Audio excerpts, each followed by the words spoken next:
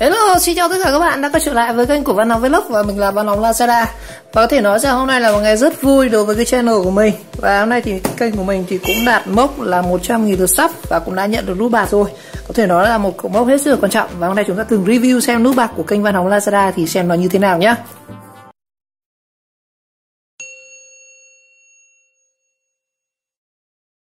Mình thấy cái kênh nào khi mà đạt 100.000 sub thì họ cũng đều làm một cái video mở hộp như vậy. Và chắc là cái kênh mình thì nó cũng sẽ không có ngoại lệ. Một cái cột mốc 100.000 lượt đăng ký thì nói chung là cũng sẽ giống các cái khác thôi. Mình sẽ gửi lời cảm ơn đến tất cả các bạn 100.000 các bạn subscriber đã đăng ký kênh để ủng hộ để mình có được cái phần thưởng này. Cái phần thưởng này thì nó chỉ có giá trị về tinh thần thôi. Một cái gọi là silver button, một cái nút bạc, nút play bạc. Rồi, và mình cũng sẽ nói qua một chút về cái nút bạc này. Cái đợt mà mình bắt đầu mình làm cái series hướng dẫn các anh em cách ghép nút bạc này, cách order nút bạc này, thì đây cái này sẽ là một cái tập tiếp theo. Và tập sau nữa mình có một cái tập hướng dẫn anh em cách nhận 2 nút bạc cơ. Thế mới kinh, nhận được 2 nút bạc, kênh mình nhận được 2 nút bạc. Rồi, và đây cho anh em xem về một cái hộp của nút bạc này. Đây là cái version 2020 nhá. Rất nhiều người sẽ hỏi là cái dịch Covid này thì cái order nút bạc về nó có sẽ lâu hơn hay không. Thì mình đặt từ hôm là ngày mùng 5 tháng 6. Mùng 5 tháng 6 là mình sẽ đổi code này.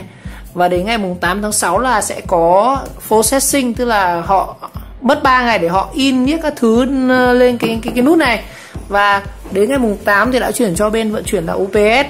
Và UPS từ mùng 8 đến ngày hôm nay là khoảng 12 đúng không? Chúng ta sẽ mất khoảng 4 hôm để ship về Việt Nam. Nếu anh em là có thắc mắc về quy trình ship nhà thì mình cũng sẽ làm một cái video chia sẻ anh em về thú vị để xem là cái hành trình mà nút bạc nó di chuyển như nào ở khắp nước Mỹ và đến tay những các bạn YouTuber và đặc biệt là YouTuber Việt Nam. Cái này mình chả thấy ông nào làm video cả, toàn thấy mở hộp khoe thôi. Ở đây mình làm video chủ yếu là chúng ta tìm hiểu và nghiên cứu chứ mình không phải mục đích khoe gì cả. Sẽ rất nhiều người bảo thắc mắc là liệu em không làm YouTube thì có được nút bạc hay không, thì mình trả lời luôn là có. Hiện nay thì trên ngay cả Lazada hay Shopee thôi thì cũng có khá nhiều shop bán các cái nút bạc fake. Mình đặt mất chắc chỉ gần 1 triệu thôi là sẽ có một cái nút bạc như này, 1,2 triệu là có nút vàng. Nói chung là trên Facebook họ cũng có bán. Nên là cái này bây giờ mình nghĩ rằng nó không gọi là quá là cái gì gọi là to tác cả. Và cái tỷ lệ mà có nút bạc ở Việt Nam bây giờ thì nó nhan nhản. Còn mình nghĩ rằng chắc là 100.000 người chắc là có 1 đến 2 ông. Nó không phải là trường hợp hiếm như ngày xưa đâu. Ngày xưa thì được nút bạc công nhận là vinh sự thật. Nhưng mà vài năm ở đây thì cái mạng xã hội nó phát triển kinh quá, thành ra cái nút bạc này mình thấy rằng nó nhan nhản rồi. Thì cũng không phải là quá tự hào cả. Nhưng mà dù sao thì 100.000 người đăng ký kênh cũng như là mình coi như là 100.000 người bạn đã đồng hành cùng mình trong một cái thời gian rất là dài. Nói chung kênh mình phát triển nó cũng khá lâu, mất đến 2-3 năm gì mới được nút bạc. Có nhiều kênh họ làm chỉ 1 tuần đã nút bạc rồi, nhưng mà mình mất đến 3 năm, một chặng đường rất là dài nếu mà bạn nào đồng hành từ những ngày đầu. Rồi bây giờ không lung tung liên thuyên nữa, chúng ta sẽ review và mở hộp xem như nào. Chém gió mất gần mấy phút rồi. Ở đây nhá, mình nhận được cái này từ Mỹ này. Ui dồi ôi, đây cho anh em, mình sẽ giải thích cho anh em một số cái mã trên này. Rất nhiều người làm video review nhưng mà không hướng dẫn chi tiết về cái này. Đây này, khi mà anh em kênh là 100.000 sub thì YouTube sẽ gửi cho các bạn một cái code như này F9G Serut này. Cái code này chính là cái code để giúp các bạn đổi thưởng nhá. Và nó chính là cái invoice để gửi cho một cái bên chuyên để làm gia công cái nút bạc này. Đây chính là cái code đổi thưởng này. Đấy, hai cái này là một này. Và sau đó thì sau khi họ in xong, họ sẽ chuyển cho bên UPS là bên này. Đây là cái part của UPS. Thì nó sẽ có một cái mã vận đơn giống kiểu Lazada này, sẽ có cái mã là 813R0, đấy chính là mã vận đơn. Và đây ngày ra đơn là ngày mùng 8 tháng 6 này. Như vậy hôm nay 12 là chúng ta mất 4 ngày. Còn đây là một chút thông tin cá nhân của mình này, phần này thì mình sẽ 2 lần để ẩn đi. Cái này thì rất nhiều bạn hỏi là cách mình thấy có một số bạn hỏi là cách điền form như nào. Cái form thì nó đơn giản thôi, có last name, có địa chỉ, có zip code. Cái này mình có một video chia sẻ rất kỹ rồi, anh em có thể xem lại. Đây, nhận từ United States rồi. Thường là cái form của YouTube nó sẽ có 3 cái mã này. Một cái mã này, một cái mã bên này là mã của bên vận chuyển UPS.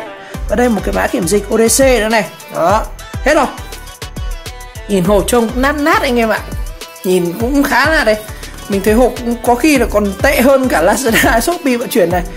Cũng thủng mấy chỗ này anh em này. Ui dồi ôi.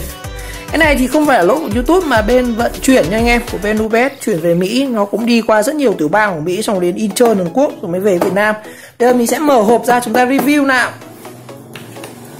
Hay à, đây là một trong những cái video review mình nói chung là mình nghĩ rằng ai làm YouTube thì cũng mong muốn được một cái phần thưởng là cái nút bạc này.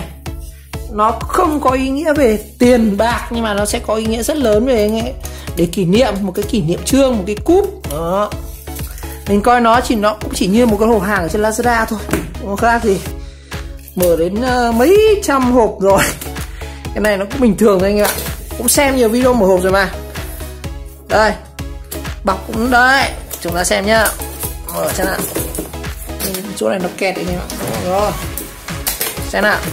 À, cái nút bạc này thì mình để tên là kênh của mình, và cái nút bạc sau thì nó sẽ có tên là tên của channel nhá. Rất nhiều anh em là mình mở ra cái nút này lại không phải tên là Văn Hóng Lazada đâu, nó lại tên của mình cơ. Đó. Tại mình được 2 nút mà. Rồi, xem nào. Chúng ta sẽ có một cái miếng mút. Cái miếng này thì mình sẽ lót vào cái ghế game mình của mình đang thiếu miếng mút này. Chúng ta sẽ có một cái thư in sẵn rất là cứng luôn anh em ạ. Cái giấy rất là cứng luôn, của Susan Rosicki. Bà này là CEO tức là người điều hành của YouTube. Cái tờ này thì cũng chẳng phải bà ký đâu, nó in sẵn 1000 tờ. Cứ nó in CNC từng nút, nó thực ra nó chỉ in một cái tên này thôi này. Và cái này nó có form sẵn rồi, nhét vào, nó chả tình cảm gì đâu, cái này nó in sẵn mà. Rồi, chúng ta sẽ có một cái phiếu bảo hành. Rất nhiều người không biết cái phiếu này là gì nhá. Đây là cái phiếu bảo hành. Và cái tên ông Rick này chính là cái người mà làm ra cái này cho mình, và ông này sẽ có trách nhiệm bảo hành. Cái phiếu này có tác dụng như là phiếu bảo hành. Đó.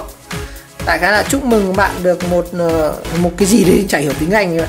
Ở đây mình có cái dòng này, nếu bạn bị hỏng thì nếu hoặc có câu hỏi thì các bạn gửi mail về đây. Đây chính là cái địa chỉ mà chúng ta đổi thưởng đấy, ở cái code ở đâu. Thế rồi, cái card visit. Rồi tiếp theo đến nhân vật chính đây. Rồi, một cái nút bạc. Chào phải bạc đâu anh em ạ. Cái này nó là gỗ, nó sơn ngoài nó có một ít inox mà. Cái này là inox, không phải bạc đâu, không có giá trị về kinh tế mà. Đây xem nào. Như vậy cái nút, cứ bóc cái này ra. Xem rồi. Cái nút bạc của mình đây có tên là, mình đặt tên là tên chính thức của mình nhá, Trần Văn Hóng, nhưng mà mình tên thật của mình là Nguyễn Mạnh Cường anh em. Chắc là rất nhiều anh em biết tên của mình rồi. Trong nào nó chỉ là một cái nickname mình hay dùng trên Facebook thôi. Rồi, đây xem nào. Đấy. Có cái màn hình gương này. Cái này nhìn giống cái mặt ổ cứng 2D mà. Nó cũng chẳng có gì đặc biệt đâu. Đây này. Anh em nhìn cái nút bạc ra công mình trông trông nói chung mình trông cũng kiểu không được sắc sảo lắm anh ạ. Con bị mẹ này, đúng rồi. À không phải, cái này là không phải mẹ đâu. Sorry.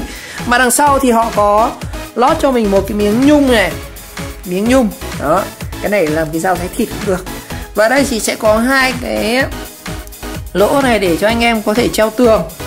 Ngày xưa thì theo cái form nút bạc cũ là theo kiểu lồng kính thì nó sẽ có một cái tay chữ V ở đây để treo. Nhưng mà cái nút bạc mới thì nó khoét 2 cái lỗ này. Đó. Ở viền này sẽ bằng nhôm này. Viền bằng nhôm, bằng sau phủ nhung. Và phía trước thì đó.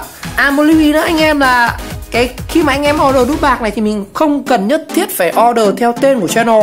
Anh em có thể điền ba lăng nhăng cái gì đấy được. Và nó hỗ trợ in ở tiếng Việt nhá. Đây mình test luôn này này. Tên hàm tiếng Việt luôn. Form Việt Nam tham hát các kiểu này đó. Rồi đó, nhìn cũng cái này chắc là treo cũng để ở trước cửa viết vào cũng rồi, ông là YouTuber đấy. Rồi. Đằng sau chúng ta vẫn còn vài cái phụ kiện nữa là một gói hút ẩm. Ô, cái này hút ẩm sao nó bông bông như kiểu ấy. Và một cái tờ gì đây? Tờ này là Recollite cho team. Đây là cái tờ, nói chung những cái này nó in sẵn, nó nhét vào gọi là cho đủ thôi chứ ra cũng chả có gì. Đâu xem nào, dưới này còn hết rồi. Như vậy mình sẽ được một cái hộp, một cái túi, 2 miếng mút và cái khung inox này. Trông bỏ ẹp lắm không ạ? Tên nó cổ ẹp thế nào. Nói chung là người nào chưa có thì thèm, nhưng người nào có rồi thì thấy nó bình thường lắm anh em ạ. Rồi, như vậy ngày hôm nay thì chúng ta đã review cái nút bạc của kênh Văn Hóng Lazada. Thực ra đây là nút bạc của Nguyễn Mạnh Cường.